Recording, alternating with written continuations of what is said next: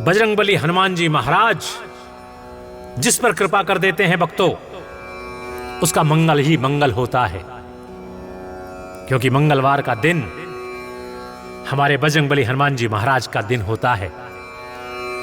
बस यदि इस दिन आप हनुमान जी महाराज का स्मरण और कर लें, हमारे द्वारा बताए गए मंत्रों को अगर ध्यानपूर्वक सुन लें, तो फिर देखिए कि किस प्रकार से चमत्कार करता है और आपके जीवन में जितनी भी नकारात्मकता उत्पन्न हो गई है वो देखिए कैसे दूर होती है।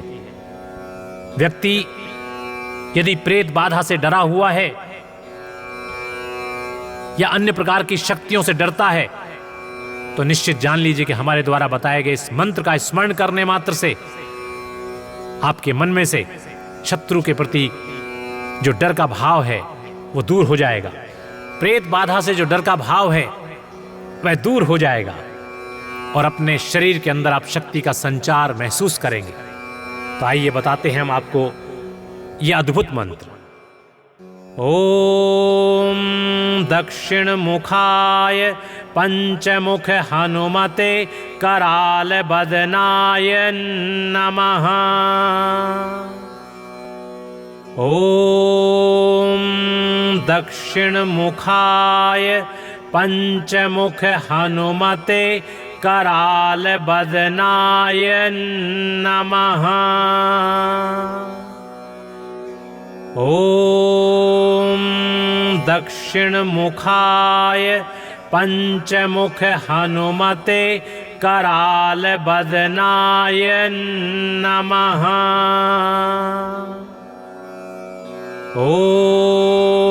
ओम दक्षिण मुखाय पंचमुख हनुमते कराल बदनाय नमः। ओम दक्षिण मुखाय पंचमुख हनुमते कराल बदनाय नमः। ओम दक्षिण मुखाय पंचमुख हनुमते कराल बदनाय नमः। ओम दक्षिण मुखाय पंचमुख हनुमते कराल बदनाय नमः। ओम दक्षिण मुखाय पंचमुख हनुमते कराल बदनाय नमः। ओम दक्षिण मुखाय पंचमुख हनुमते कराल बदनाय नमः। ओम दक्षिण मुखाय पंचमुख हनुमते कराल बदनाय नमः। ओम दक्षिण मुखाय पंचमुख हनुमते कराल बदनाय नमः। ओम दक्षिण मुखाय पंचमुख हनुमते कराल बदनाय नमः। ओम दक्षिण मुखाय पंचमुख हनुमते कराल बदनाय नमः। ओम दक्षिण मुखाय पंचमुख हनुमते कराल बदनाय नमः। ओम दक्षिण मुखाय पंचमुख हनुमते कराल बदनाय नमः।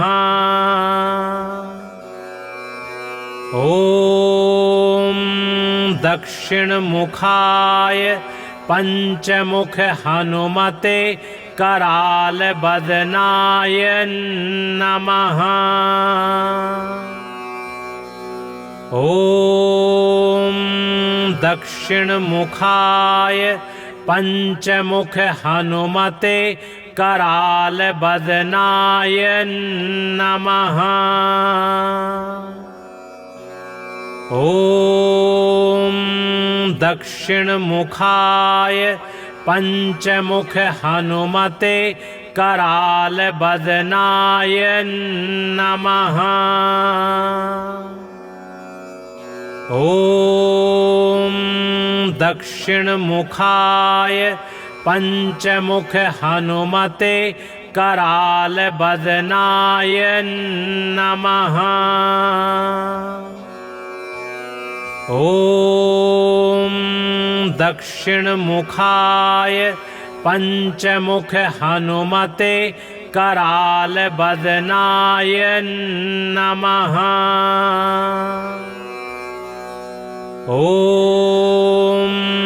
दक्षिणमुखाय पंचमुख हनुमते करालबदनाय नमः। ॐ दक्षिणमुखाय पंचमुख हनुमते करालबदनाय नमः। ॐ दक्षिणमुखाय पंचमुख हनुमते करालबदनाय नमः। ॐ दक्षिणमुखाय पंचमुख हनुमते करालबदनाय नमः। ॐ दक्षिणमुखाय पंचमुख हनुमते करालबदनाय नमः। ॐ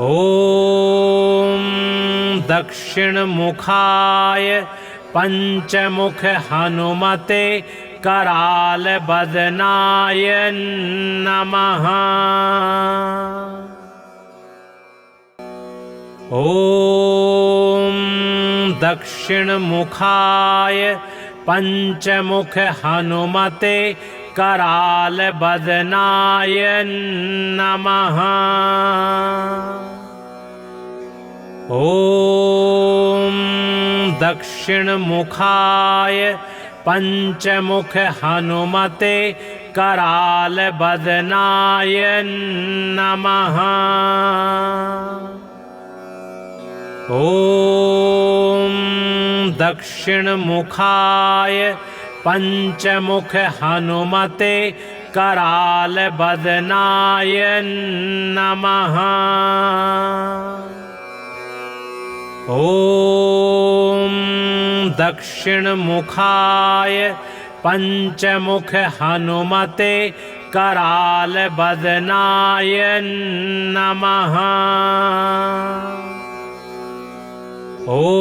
ॐ दक्षिणमुखाय पंचमुख हनुमते करालबदनाय नमः।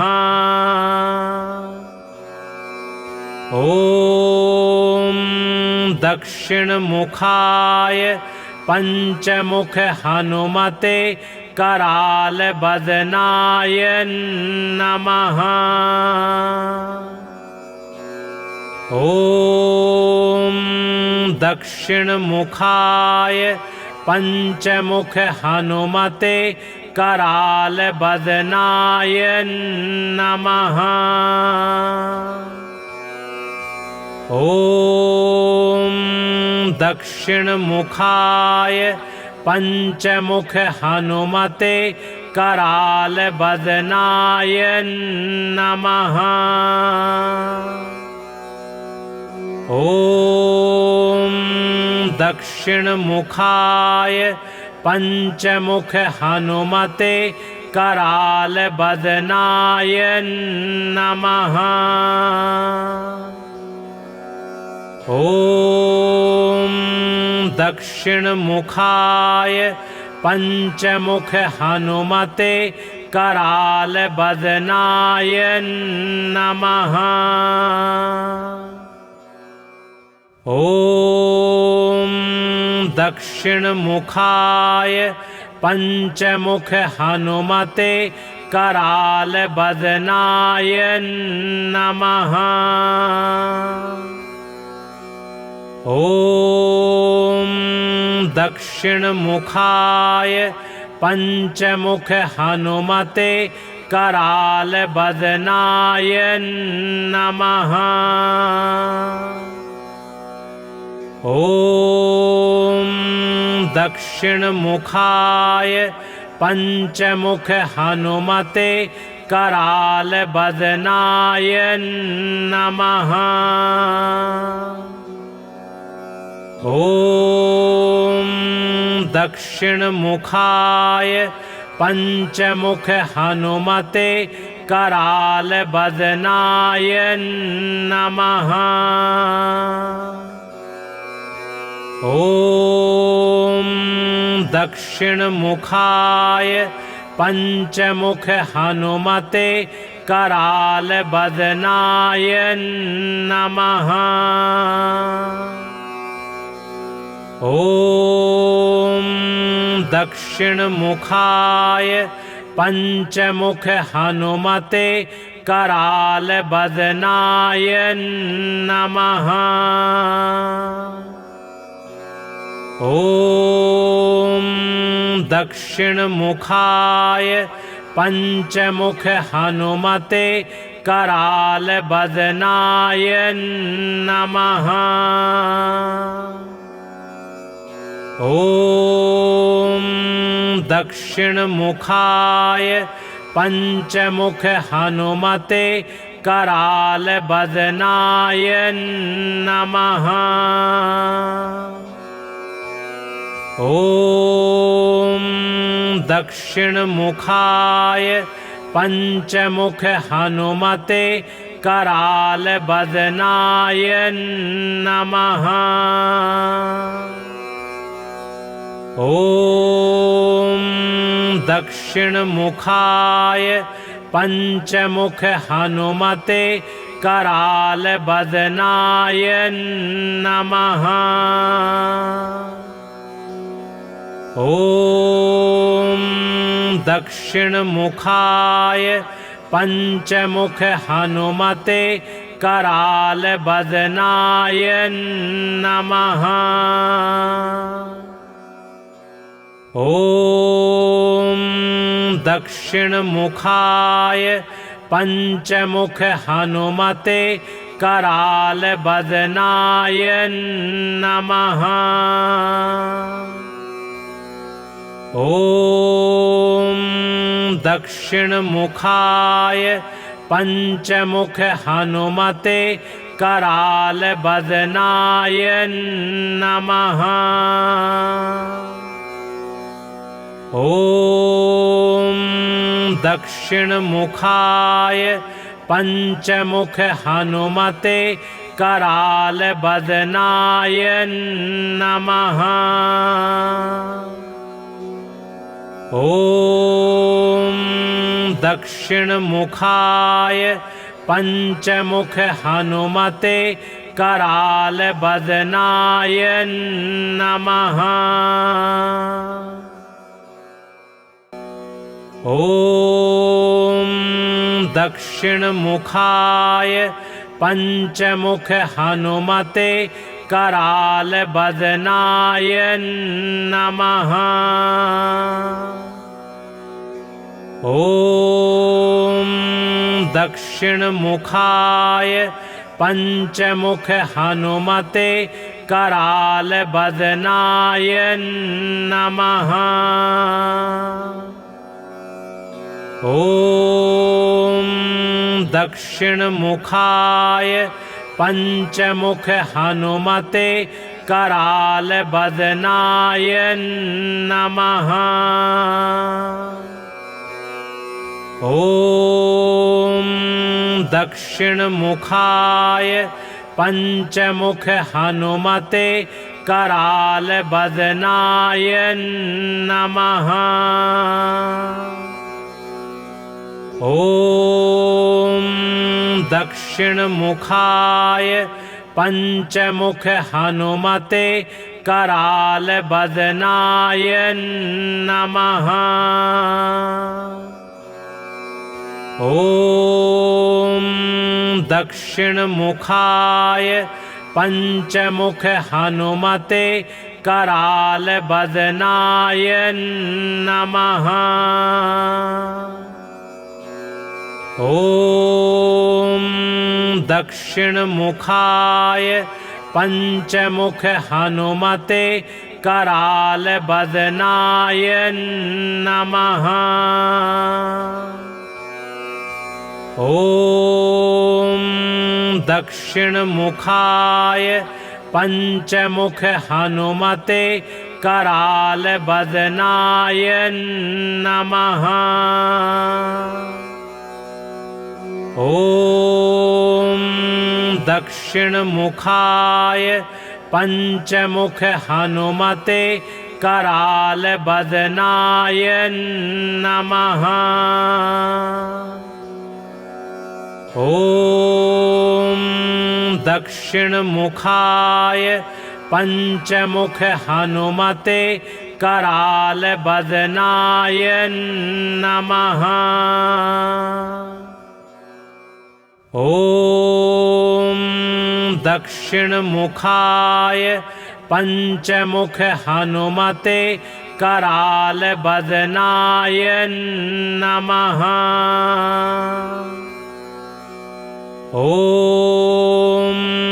दक्षिणमुखाय पंचमुख हनुमते कराल बदनाय नमः। ॐ दक्षिणमुखाय पंचमुख हनुमते कराल बदनाय नमः। ॐ दक्षिणमुखाय पंचमुख हनुमते कराल बदनाय नमः।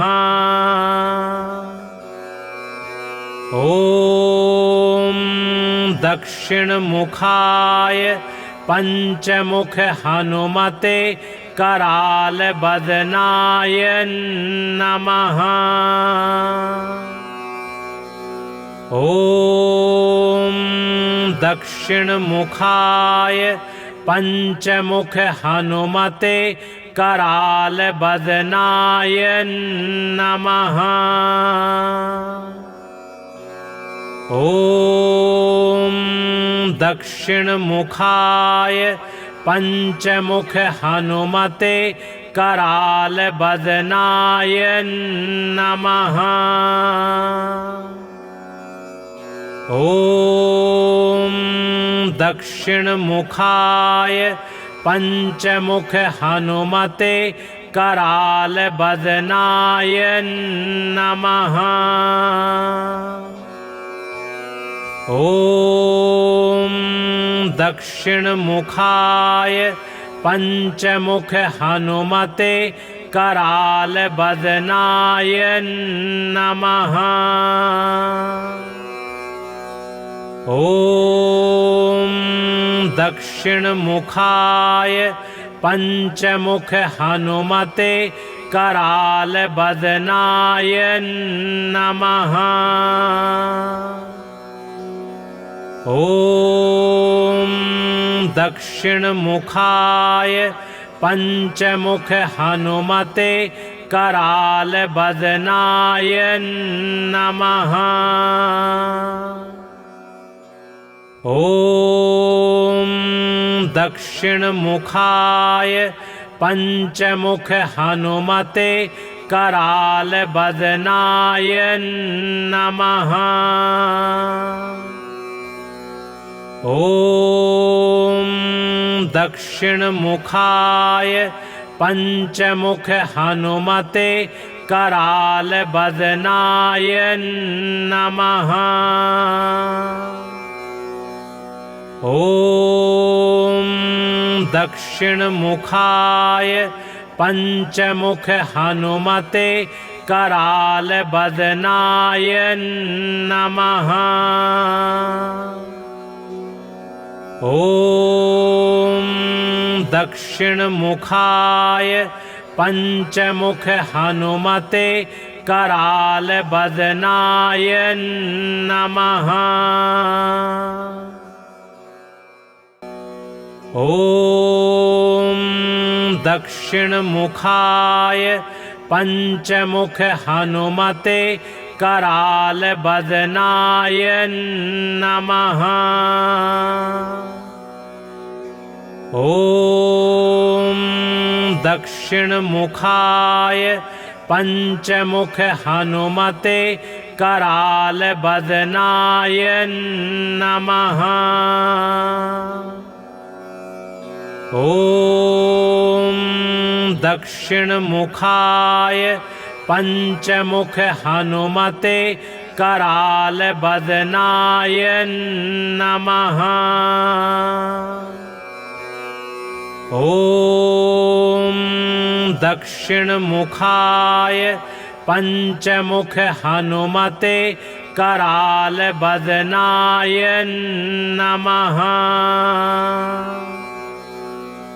ॐ दक्षिणमुखाय पंचमुख हनुमते करालबदनाय नमः। ॐ दक्षिणमुखाय पंचमुख हनुमते करालबदनाय नमः।